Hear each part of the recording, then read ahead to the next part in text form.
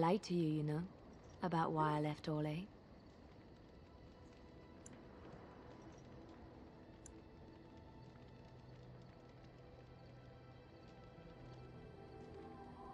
In a way I did, but these feelings were triggered by events which I did not tell you about.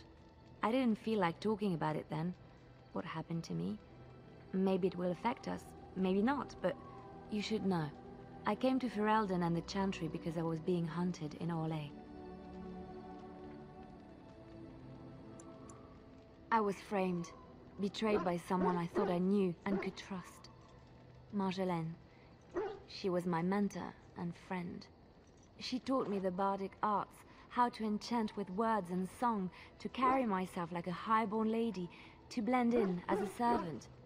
The skills I learned, I used to serve her, my bard master, because I loved her, and because I enjoyed what I did.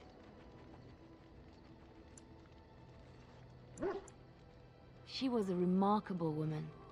I cannot fully express the admiration I had for her, or the depth of my affection. I thought I knew her. My devotion to her blinded me to her less than noble attributes. You can say it was my fault. There was a man I was sent to kill. I was to bring Marjolaine everything he carried. I don't know who this man was. She gave me a name and a description, and I hunted him down. I found documents on his body, sealed documents.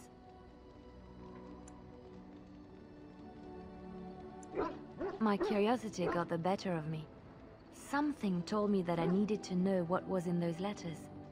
Marjolaine had been selling all kinds of information about Orlais to other countries, Nevarra and Antiva among others. It was treason. Some. But I had always assumed Marjolaine only operated within Orlais. This was an unhappy surprise for me. My life as bard taught me that my loyalties should be kept fluid. My concern was not that she was a traitor, but that her life would be in danger if she was caught. Orlais has been at war with so many countries. It takes a harsh view of such things, as I later discovered.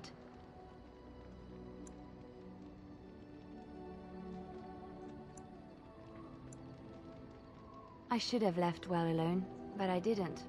I had to tell Marjolaine I feared for her life. She brushed aside my concern.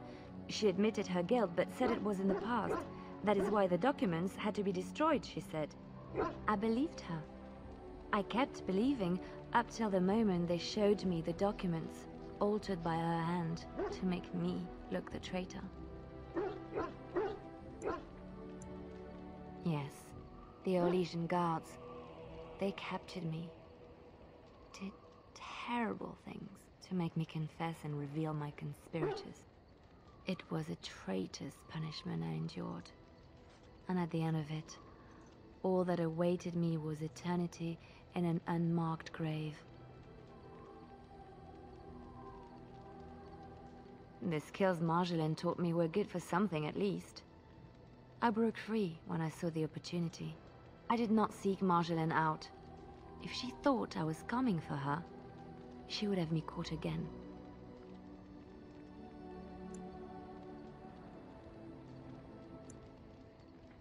I was tempted to confront her. I was furious, betrayed. But what could I do against her? And so I fled to Ferelden, to the Chantry and the Maker. Ferelden protected my person, and the Maker saved my soul. And that is the reason I am here. The real reason. No more lies between us, at least in this.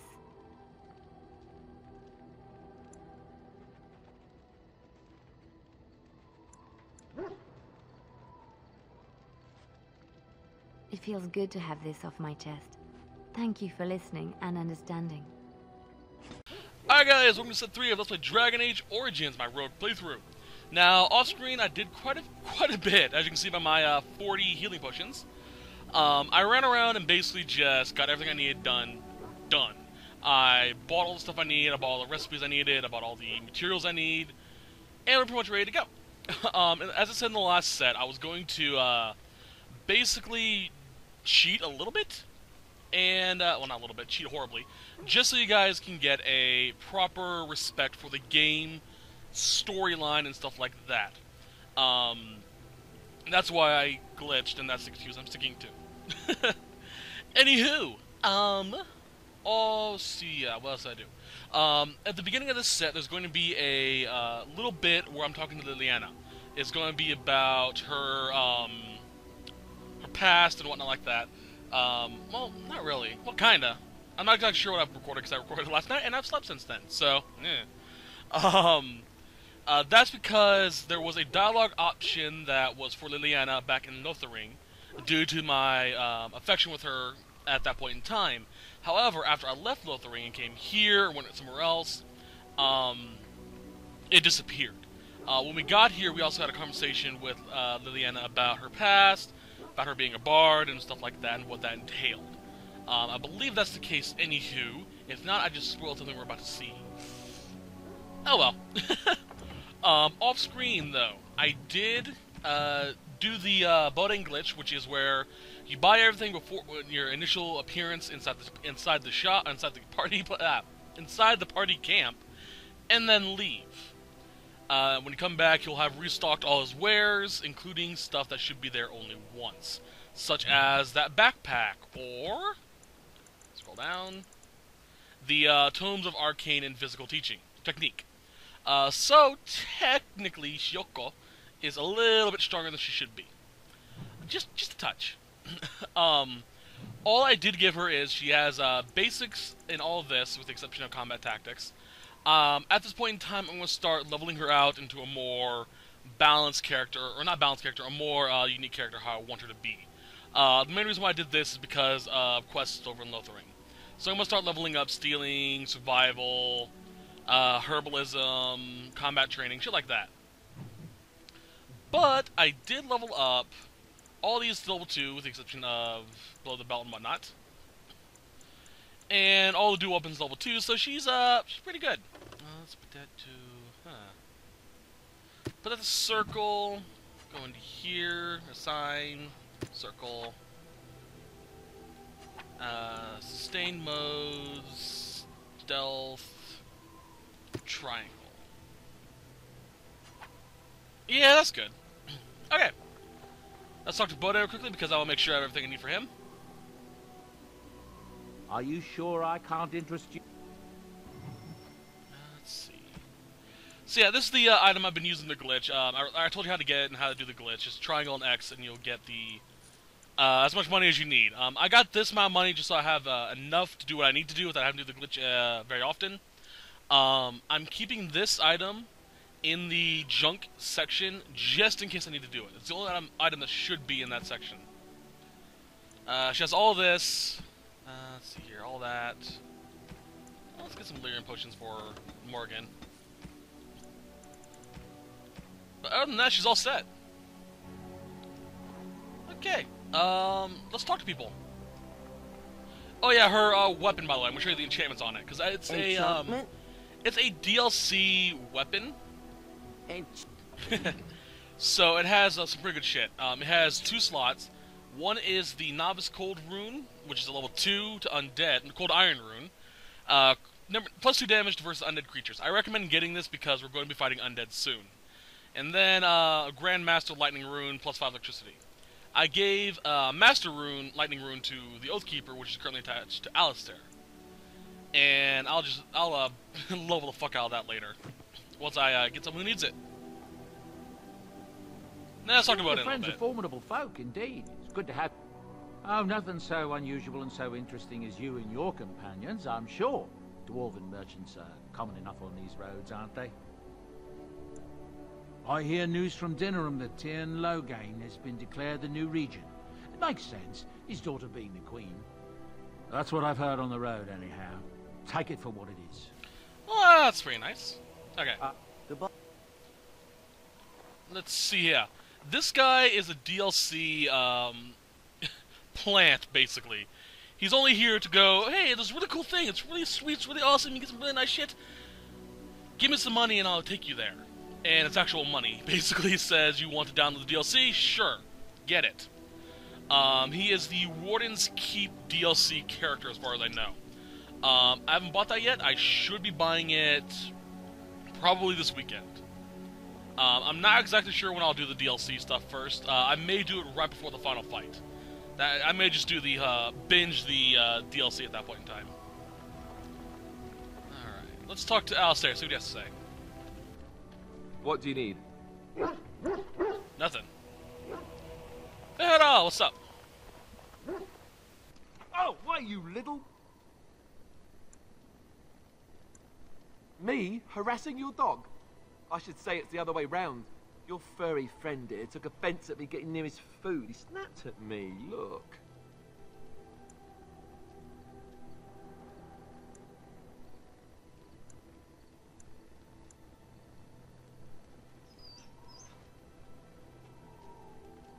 Sometimes I forget that he's a war dog.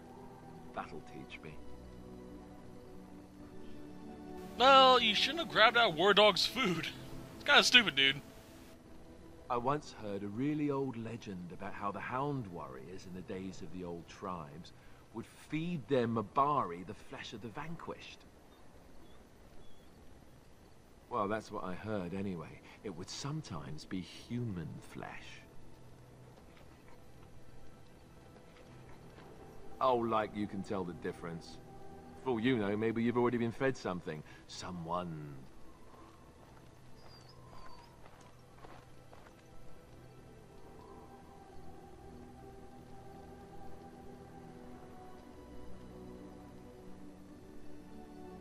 Hey! Full of rubbish you are. Oh, look at what your fool dog placed in my pack. A putrid, half-eaten hare is not something a woman wants to find in her unmentionables. I am going to pretend I never heard that. The dirty mongrel can have this back. There. And tell him not to do it again. I don't want it, you worthless fur bag.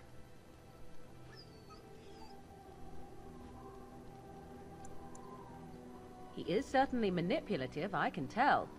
I do it too. I was expecting negative points for Morgan with that. Glad I didn't get any, though.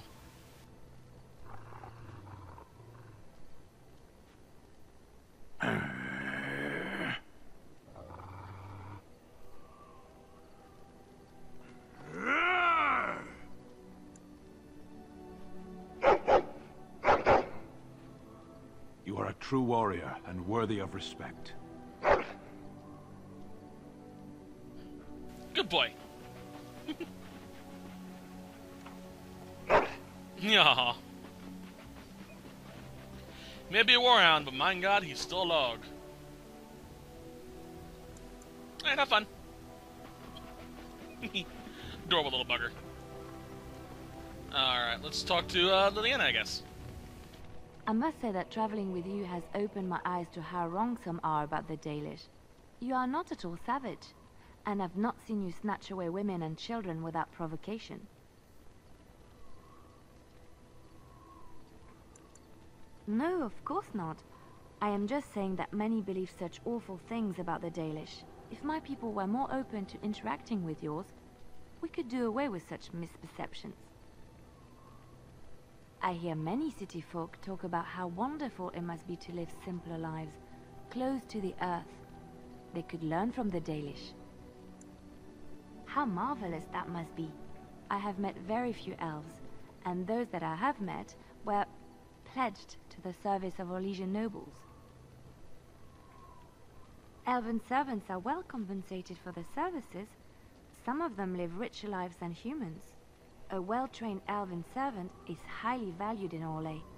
They are nimble and dexterous, and many people find them pleasing to look at. No, I did not mean it that way. Oh, my words were clumsily chosen. I did not mean to offend. I am sorry. Thank you. You have given me a lot to think about. Have I ever told you I really like the way you wear your hair? It's very nice, and it suits you. Simple. not like the elaborate hairstyles we wore in Orlais. They involved flowers, ribbons, jewels. One year, feathers were all the rage, and Lady Elise decided she needed to outdo everyone else, and actually wore live songbirds in her voluminous hair. The chirping was quite charming for a while, but you must realize, terrified little birdies often have loose bowels. Yes, I don't envy them. She never washed her hair. But I was trying to say something nice to you, wasn't I? Oh, forgive me. My mind wanders so. It's just that I feel so comfortable talking to you, like I could say anything and you wouldn't judge me. You see? This is what I mean. You're such a pleasure to talk to. I haven't felt this close to anyone in a long time. I really enjoy your company. And what would you do if I said I do? Very much so, in fact.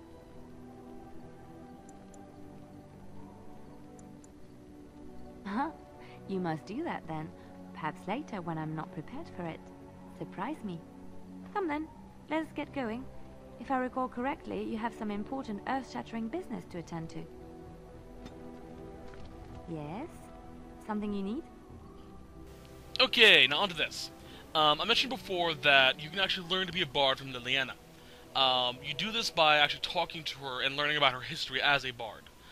She'll tell you that bards are often equivalent to spies and minstrels. She makes sure to specify that minstrels and bards are two different things. Minstrels are music players and singers. Bards, while the same thing, also spy, but they also use the power of words to increase their strength or weaken their foes. Stuff like that. It's pretty interesting. Once you get to that point in the story, you can actually ask her to teach you to be a bard. So long as you're a rogue, and if you can't be taught, you can ask her to teach someone else to be it, and it will unlock the bard skill tree for everyone else. That's an idea. I've watched you, and I do think you'd find some of my skills quite easy to pick up. Let's just go over there, away from the others, for safety, yes? I expect there shall be daggers flying about willy-nilly for a time. And with that, I've unlocked it, technically. I've already had it unlocked since I got to this point with my previous Shioko, but yeah. Yes? Something you need? Anything else? Yes? What's on your mind? When you learn about her being a minstrel or a bard, you can actually ask her to tell you some tales. Of course I do. I've I already love got stories. them all done. Each one she tells you, I believe, gives you some points in affection. Let's do a quick save.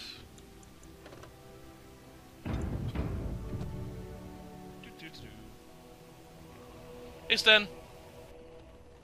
Why are we stopping?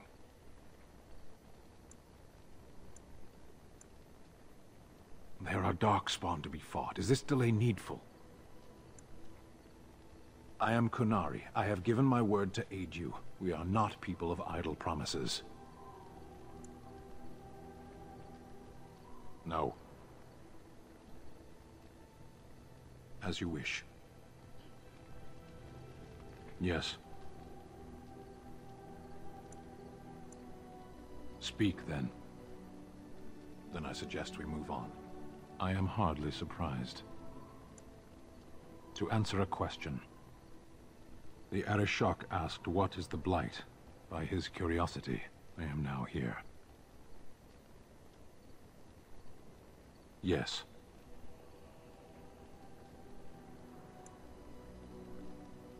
Never.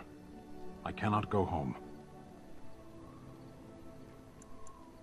Thank you. Can we move on? We keep the darkspawn waiting. Sitting, as you observed. Thank you.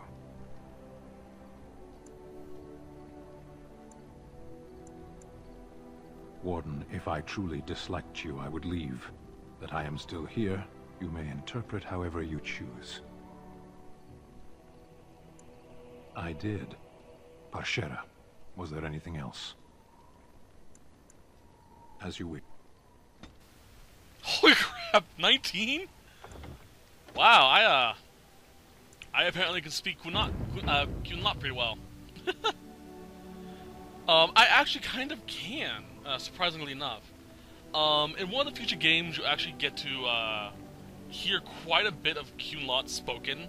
For me, when it comes to speaking other languages, especially those in games, if I can hear it and understand the pronunciation of words, I can just pretty decently speak quite a bit of it.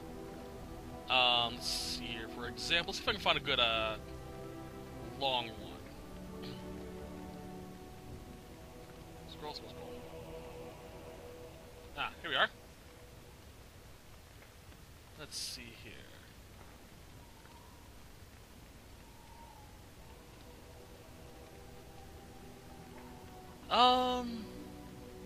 Asit Taleb. Yep. It's the way things are meant to be, or it is to be. Divining principle of the Qunari philosophy. Pretty fun shit. Let's see here. There's one I saw that I really want to say, because it's kind of funny. Tarshidath an Halsalam. Halsam. Okay. Tarshidath an Halsam. Tarshidath an Halsam. This one's actually kind of funny. This is said by a character in a future game after a dragon battle.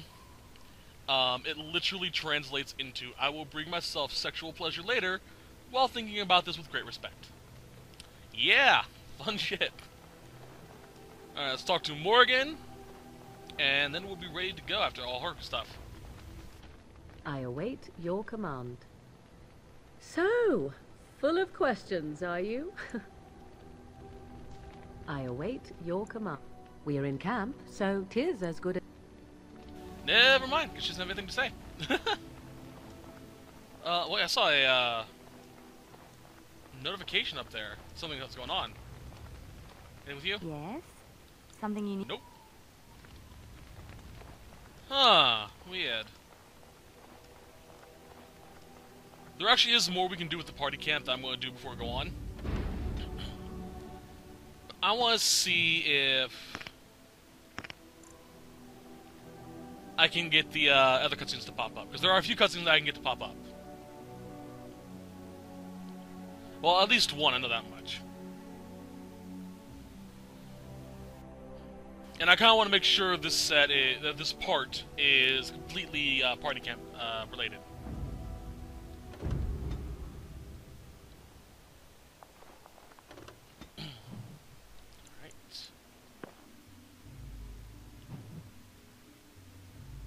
We should be getting into an interesting fight once we get to Redcliffe, or on our way to Redcliffe. All depends if the game decides to read the, or decides to pop up the cutscene or not. I don't understand. You look like a woman.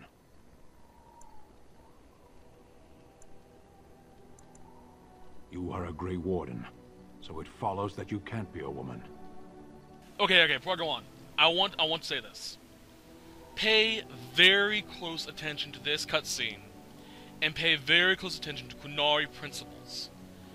And I don't mean just for this game. If you're going to stick with me through the entirety of the franchise, stay very close attention to Qunari principles. Qunari appear in all three games, and we get to learn quite a bit about their ideology and principles if you pay attention.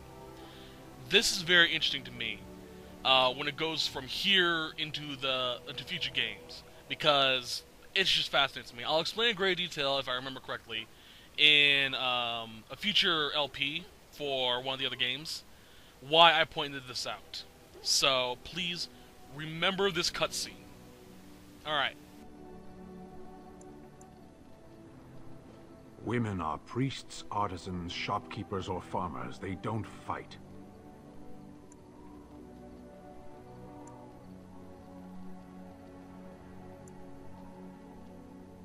Why would women ever wish to be men? That makes no sense. Do they also wish to live on the moon? That's as attainable. One of those things can't be true. A person is born, Qunari or human or Elven or dwarf. He doesn't choose that. The size of his hands, whether he is clever or foolish, the land he comes from, the color of his hair, these are beyond his control. We do not choose, we simply are. can they? We'll see. I'm actually getting along with Sten. That is kind of impressive when we sit down and think about it. Alright. I'm not going to talk to him until I get to DLC. He's just there to remind you there's DLC, which kind of irritates the hell out of me. I'm going to mention this. I have no problems whatsoever with DLC. I love the idea of DLC. If it's something that the designers thought of after releasing a game, going, hey, we can continue the storyline, but without breaking the game, or without making a new game, let's actually just make a story pack, charge just a little bit for it, and give it out to the people. It's a very good idea. I love the idea. However, I can't stand when people program in an NPC to tell you to buy an NPC. It's so lore-breaking, in my opinion. It's just so annoying. But I still love DLC regardless. Okay, so there's no new cutscenes. Fen'Harel, anything else? Pet him. Good boy. Anything else with you three? Or you guys? What do you need? Nothing. Sten? Yes, Nothing. as you wish. Diana? Yes? Something you need? Nothing. And we're on No Morgan's point of view, and we're done with Bodane and Sondal. So, what I'm going to do is reset my recorder. That way I have a nice 30-minute segment to upload for just the party camp. So I hope you guys enjoyed the party camp. I'll be back in the next part, and we'll be going to Redcliffe. So, see you guys in a second.